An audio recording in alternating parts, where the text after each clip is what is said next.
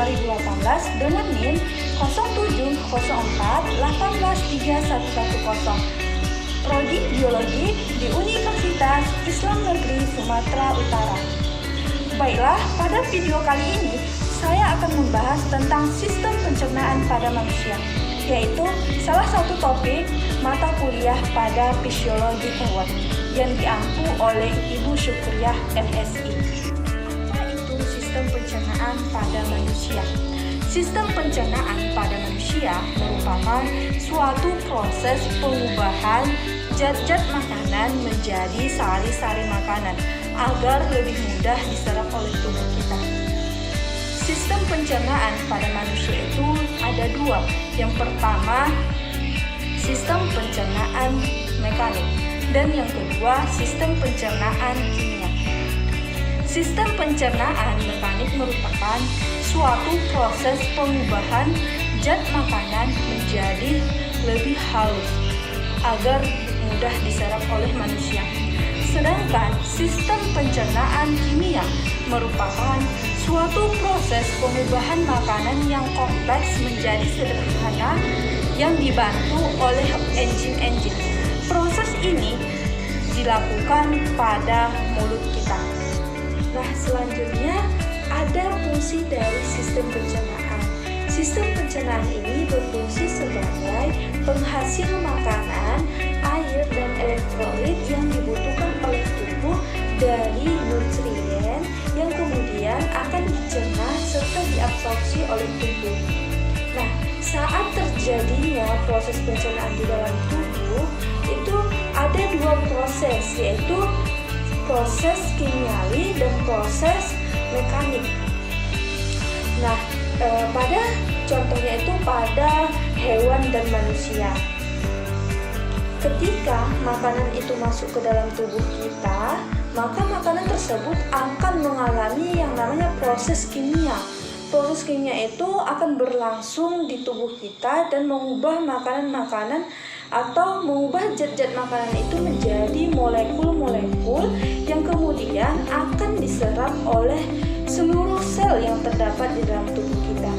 Akan tetapi, ketika ada molekul yang tidak dibutuhkan oleh tubuh kita, maka molekul tersebut akan berubah menjadi feses. Feses itu yang nantinya akan dikeluarkan melalui sistem yang namanya itu sistem ekskresi. Nah, yang pertama itu ada mulut. Mulut merupakan suatu tempat terjadinya proses pencernaan secara mekanik maupun kimiawi. Nah, secara mekanik, proses pencernaan itu dibantu oleh gigi. Sedangkan proses pencernaan secara kimia itu dibantu oleh enzim, yaitu enzim berupa enzim pitialin. Nah, di dalam rongga mulut itu terdapat ada 3 jenis gigi. Yang pertama gigi seri, yang kedua gigi geraham, dan yang ketiga gigi taring. Nah, adapun alat-alat pembantu saat terjadinya proses pencernaan pada mulut yaitu berupa lidah.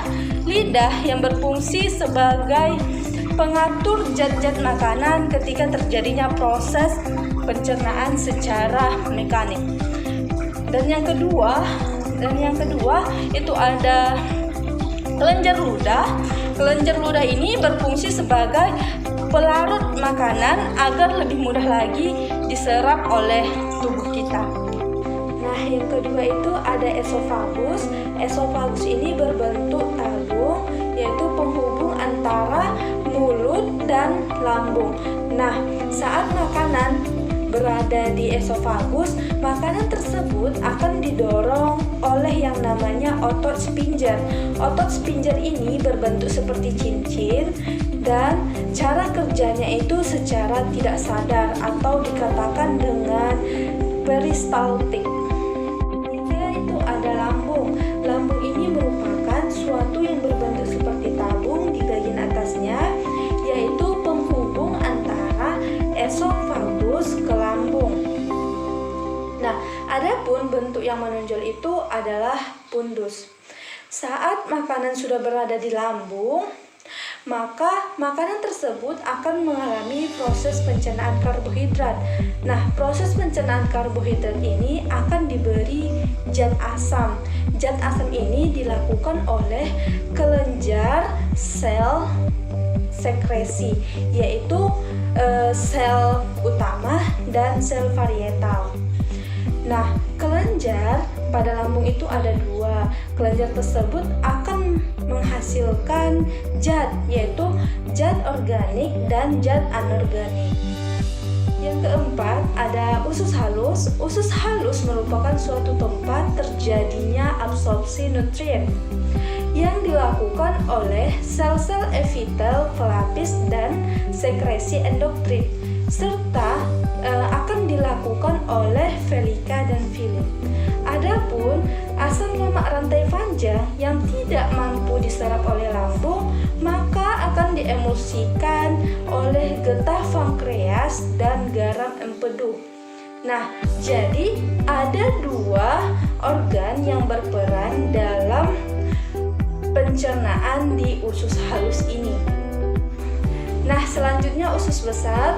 Usus besar merupakan suatu tempat terjadinya penyerapan yang terakhir, yaitu penyerapan air dan pembuangan feses. Waktu yang dibutuhkan untuk pencernaan menuju pembuangan itu berkisar sampai 2-5 hari. Adapun ketika makanan berada di lambung itu membutuhkan waktu 2-6 jam. Sedangkan ketika makanan berada di usus halus itu membutuhkan waktu 6-8 jam. Jadi, adapun sisa-sisa waktu itu maka akan terjadi pada usus besar. Yang mana di usus besar ini tidak terdapat yang namanya enzim-enzim ataupun hormon. Di usus besar hanya terdapat atau banyak terdapat sekali yang namanya bakteri. Bakteri ini akan membantu proses pembusukan.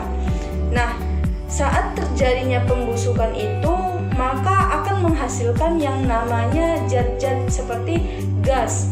Gas itu kemudian akan dikeluarkan, dan feses yang sudah dibusukkan, yang sudah melakukan pembusukan, maka itu akan terjadi yang namanya pembuangan.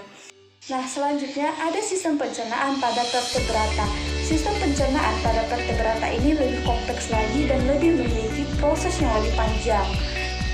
Sistem pencernaan pada vertebrata ini terdiri dari amfibi, reptil, fishes, apes, dan manusia atau mamalia.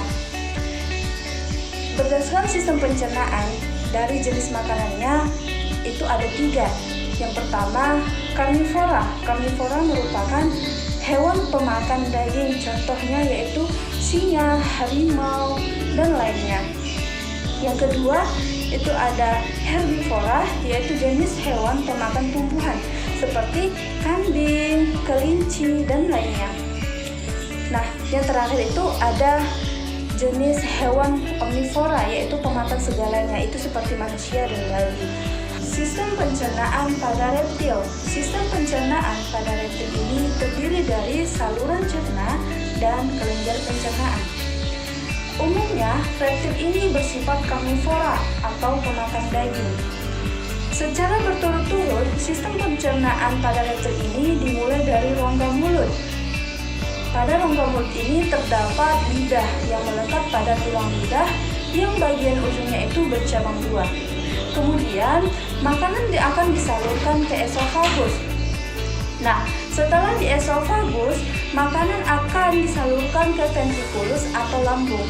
Selanjutnya, akan disalurkan ke intestinum yang terdiri dari usus halus dan usus besar yang bermuara hingga ke anus. Dan kelenjar pada reptil ini ada hati, kantong empedu, dan pankreas. Sistem pencernaan pada amfibi. Sistem pencernaan pada amfibi ini dimulai dari rongga mulut.